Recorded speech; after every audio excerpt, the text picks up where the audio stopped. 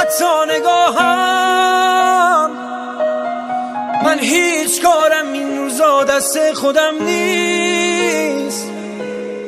من گم میشم این روزا بین خاطراتت، جز غم کسی این روزا با من هم قدم نیست.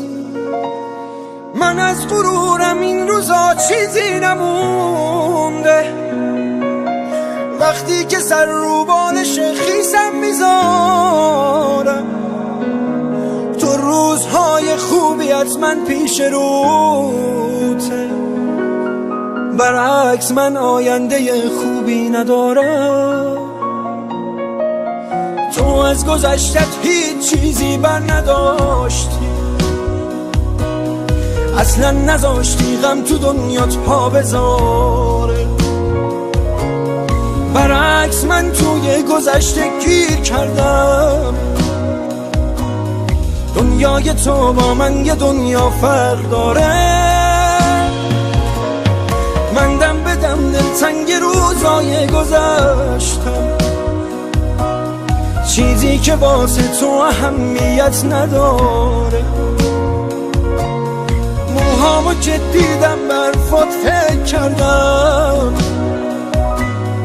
تو زندگی عشقی دوبار فرصت نداره.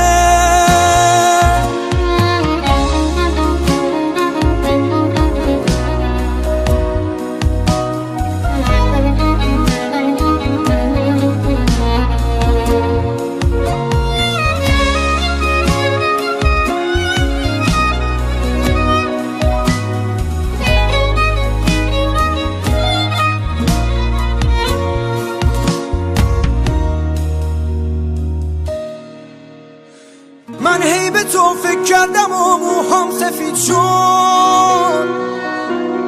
حق با تو بود، من فرصتو از دست دادم. تو بهترین بخش تموم زندگی، دست خودم نیست که تو موندی توی یادم. بعد از تو من با کل دنیا قهر کردم. من روی لبهام خنده ای بی تو ندارم. با رفتن آیندم و از من گرفت. برگرد، من آینده ای بی تو ندارم. تو از گذشتت هیچ چیزی بر نداشتی، اصلا نذاشتی غم تو دنیات پا بذاره. برعکس من توی گذشته گیر کردم. دنیای تو با من یه دنیا فرق داره. من دم به دم دلتنگ روزای گذشتم، چیزی که واسه تو اهمیت نداره. موهامو که دیدم برفات فکر کردم،